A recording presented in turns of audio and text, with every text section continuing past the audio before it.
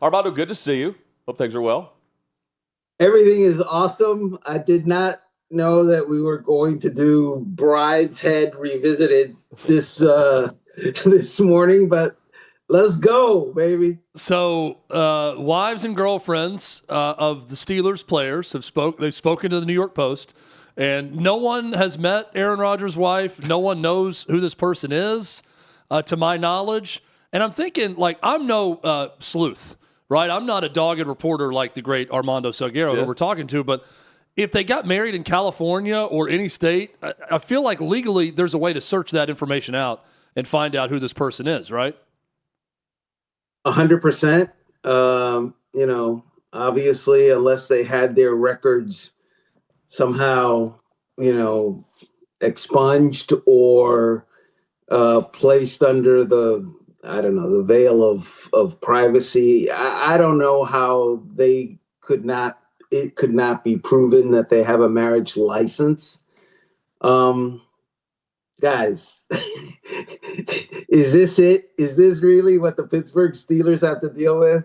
The players, the other players' wives are going and talking about Aaron Rodgers, non-present wife behind their backs. I mean, wow. How about Eric Metcalf's, significant other / wife get to talking about maybe Eric Metcalf running the right routes and hitting the marks right? Think about what Tomlin's thinking. Yeah, and this is one that it's not even, all the distractions you bring in with Aaron Rodgers, everybody talks about it. He hasn't been a problem with Pittsburgh when it comes to – this is something completely out of his control, too. I guess if he had a more traditional setup where the wife was around all the time, it wouldn't be a question. But, I mean, it's not like he's inviting this on. These is wives and girlfriends saying, yeah, we'd like to meet Aaron's wife, but no one knows who she is. It's just another bizarre – It's strange. Quirk with Aaron Rodgers. Right? Maybe they got married in Peru during an ayahuasca ceremony or something, and that's why there's no records of their legally binding marriage. Go ahead, Armando. Is it possible that some people just enjoy their privacy and don't want to be out there and don't want to be captured in the suite every time their boyfriend or husband scores a touchdown? Is it possible that not everybody wants to be Taylor Swift, when Travis Kelce does something? Are we that upside down in today's? It's just a weird thing with it fits Rodgers, right? It fits Rodgers. I love it. How about the Giants? So they fired Daboll, and Chad and I were talking last night. Kiffin, he's got the odds to go to the Giants and coach with Jackson Dart again. He's been mentioned for every job. But then we see Bill Belichick connected to the Giants. It makes sense, right? Okay, go ahead. And you laid it out very well in your story at OutKick, Armando. So let us hear it. Why Bill Belichick makes the most sense for the Giants? Well, we all know that he served for years and years as their defensive coordinator while they won their initial Super Bowls under Bill Parcells. So there is that. He's won 6 Super Bowls as an NFL head coach. So there's that. I don't believe that there is anyone who they could hire who will say, from day one, I will be laying out a plan and going forward as a guy who's been there and done that and has 6 Super Bowl rings to my credit as a head coach. There is no other person on the planet that they could interview and consider that would be able to say that other than Bill Belichick. The question is do the Giants want to,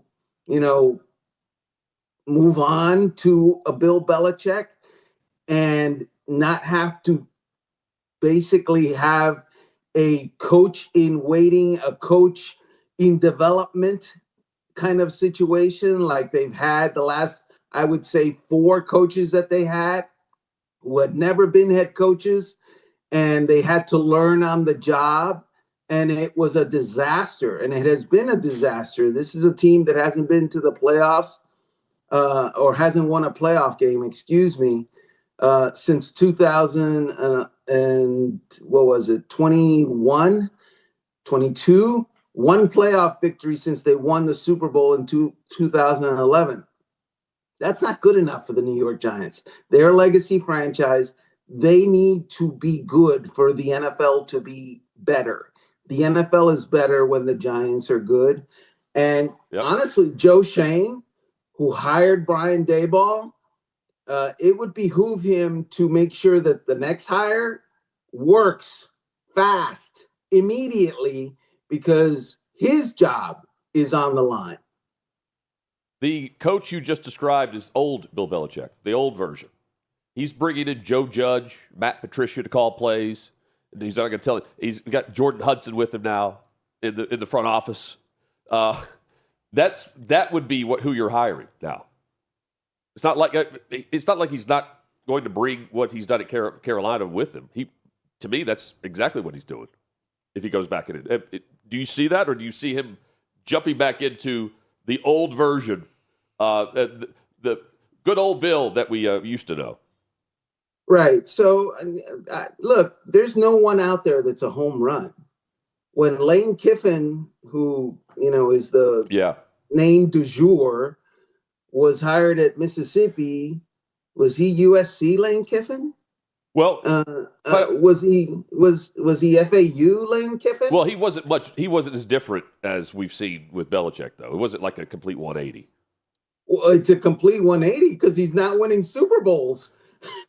I mean, I get it. Yeah. You go from being the man every other year going to a Super Bowl, and all of a sudden you're not doing that, and people think you've lost your fastball. Yeah. And that's up to the Giants to decide whether indeed Bill Belichick has lost his fastball. Look, Bill Belichick interviewed for the Atlanta Falcons job. You guys remember a few years ago? And the Falcons had this committee consisting of their leadership, the president, the general manager, so forth. And they took a vote, and they voted for Raheem Morris, right? Bill Belichick didn't come in number 2 in that vote. He didn't come in number 3 in that vote. Can you imagine a guy who has won 6 Super Bowls doesn't come in your top 3 among your leadership as the guy that should be your next head coach? That is some serious either self-preservation on the part of the people voting because they were afraid that Bill Belichick was going to blow them out, or they just don't think that Bill Belichick is the same guy anymore. It has, in my estimation, proven to be a bad decision. Raheem Morris can't even manage a game, and he's on the hot seat, as we wrote on OutKick this week, along with Brian Daboll. I would take my chances with Bill Belichick. He hasn't forgotten how to coach. We should mention, I'm not disagreeing that Bill Belichick's not a good idea here because he's a Hall of Fame guy, right? He's the GOAT. We should mention Mike Kafka, though, who interviewed with the Saints, who's got the interim job. They're 2-8. So is Kellen Moore in the Saints, and that'll be a good comparison as we go down the backstretch here. I'm not putting his odds as the best odds to get it, but he does. He has a concussed Jackson Dart, and we'll see how many games he plays down the stretch. But if he gets Dart back, who knows? Hey, so another coach I want to ask about, though, since we're on the hot seat talk, Mike McDaniel, and what happened with that team. And they fired the GM.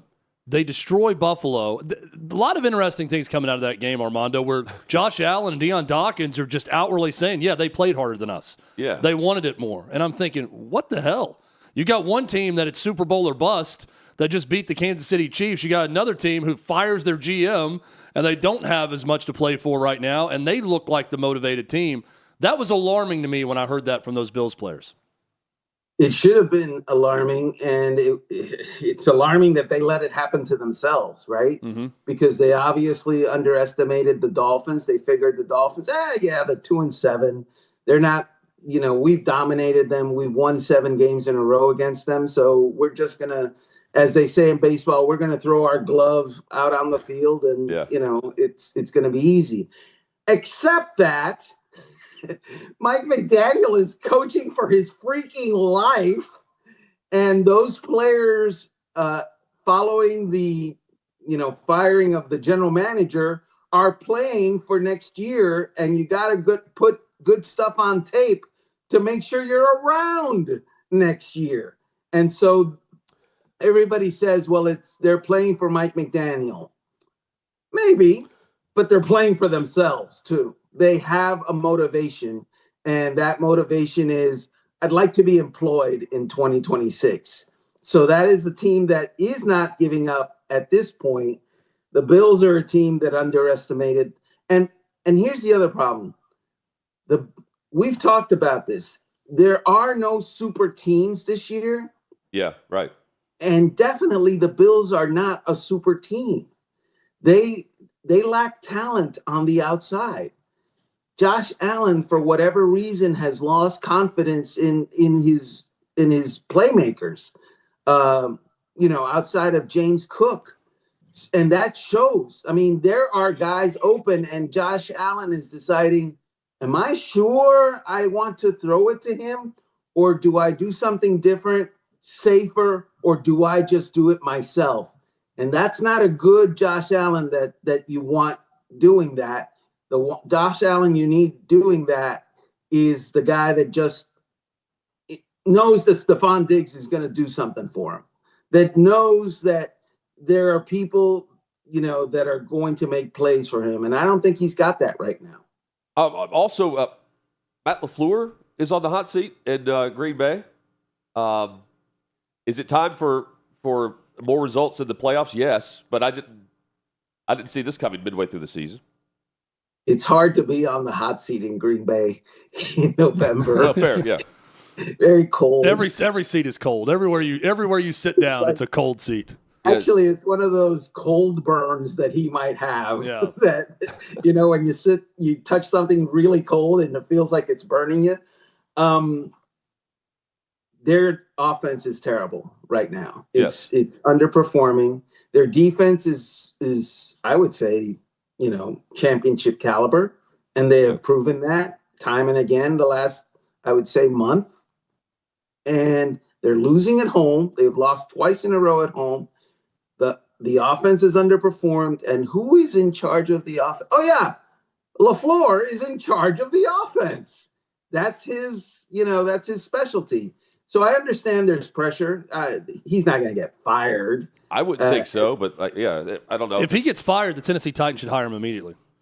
Yeah, oh yeah. That would be my pick for head coach of the Titans if he were fired in Green Bay. I would say to you that he's one of those guys, right, who has earned the right. He hasn't won championships. There's talk that Mike Tomlin underperforming in Pittsburgh. Mike Tomlin would be hired 5 seconds after he's gone from Pittsburgh, right? The NFL does stupid stuff. The NFL fired Mike Vrabel, and no one hired him last year. So he has to go to Cleveland as an assistant. And finally, Robert Kraft says, you're my guy. And now they're arguably the best team in the AFC and the hottest team for sure in the AFC. I want to get your favorite game this week. This week is loaded with great games and big matchups. Buccaneers and Bills, Seahawks, Rams, both teams there, 7-2. Chiefs, Broncos. This is the game where the Chiefs need to turn the corner a bit based on where they are currently. I think they're 10th or something, or 8th. Sorry, 8th in the standings right now. Lions, Eagles, another one. Big game for them. And even going to Bears and Vikings with Caleb Williams, what they've done. There's a lot of interesting matchups that are pivot points for the backstretch of a playoff push for teams. We've been talking about the Chiefs getting it right for, I think, 2 months. And we jumped the gun and we said, oh, yeah, they've got it figured out when Rashee Rice came back. And then all of a sudden they went to Buffalo and laid a tremendous egg, and now they don't have it figured out. Yeah. It's getting late early for the Kansas City Chiefs. So it's time. Yep. They have to respond. I love the Seattle Rams game. Matt Stafford is the best quarterback in the NFL right now, and I don't think that's arguable. He is the best quarterback in the NFL right now, and he doesn't get the flowers like, you know, Josh Allen and obviously Patrick Mahomes, because I don't know why. He's out west. I don't know. He's been really good for a while, guys. Can we agree on that? Yeah, absolutely. There's 2 wide receivers who have gained 1,900 yards and gone for 2,000 or gotten close to 2,000 in the history of the NFL. One of them is Calvin Johnson. The other one, let's see. The other one played for the Rams, Cooper Kupp. Who was the quarterback for Calvin Johnson? Oh, yeah, Matt Stafford. Who was the quarterback for Cooper Kupp? Oh, yeah, Matthew Stafford. Matthew Stafford is really good. And so is the Seattle defense. They're awesome. It's going to be amazing. I've got one more for you. Also, just looking at the matchups this week, Bengals and Pittsburgh are playing. Now, we know what Flacco has done. All of a sudden, if they were to win this game, they could be a game out of first place in the division, the Bengals, with Joe Burrow returning to the field right now. I don't know where the timetable is, but he's making a comeback. And if they're in that area of pushing for the division lead, that is quite the story that has played out. And I've forgotten all about the Bengals this year. I've forgotten about the Bengals because I remember their defense. Yeah. All I think about the Bengals is the offensive players after they blew that game against Chicago. Yeah. Pissed off, looking across the locker room at the defense, saying, you know, what are you thinking? And after the game, I'm saying, get one effing stop is what I'm thinking. That's what the offensive players But in the are division saying. right now, there's not a team with 6 wins. What did Jamar Chase say, Armando? Something about I don't want them talking to me about anything with my job or what I'm doing. I don't want a single defensive player talking to me this week about not doing my job. Well, I don't want to single them out because I don't want them talking about me when I screw up. Yeah. I think is what he said. And look, Joe Burrow, can we agree that the return of Joe Burrow, given the current situation with the Bengals and Joe Flacco, would be more about emotion and motivation and uplifting the crew and not so much about production, because Joe Flacco's been producing. Yep. They've scored a lot of points with Joe Flacco. It's not that they have a schlub at quarterback right now. Joe Burrow is the name. He's the guy. He would produce about as much, if not more, than Joe Flacco, but it's not in night and day. It's night and day in the energy and the uplift. You're right. Of the entire roster. That's where the urgency, the motivation type of thing would be amazing. And Flacco dominates Pittsburgh and Tomlin. I mean, we know what happened. Week 7, I think, is when they played. And here he goes again. Armando dominates too. Yeah. Armando, thank you. I'm going to go looking for Aaron Rodgers' wife now. Yes. Good luck. Phantom wife. It's the scoop of your career if you can get it. What if she's if you can find out the identity of Brittany? We know her name is Brittany with an I at the end. Apparently, that's what I've been doing some research here during the show. His wife's name's Brittany, but nobody's seen her or knows exactly who it is. Maybe she's been in the stands the entire time. You know, who knows? Good luck. See ya. Thank you, gentlemen. It was Armando Salguero. If you don't like Armando Salguero, that's a you problem. Yeah. Thanks for watching. Subscribe to OutKick Hot Mic. Daily content and more at OutKick Hot Mic on YouTube.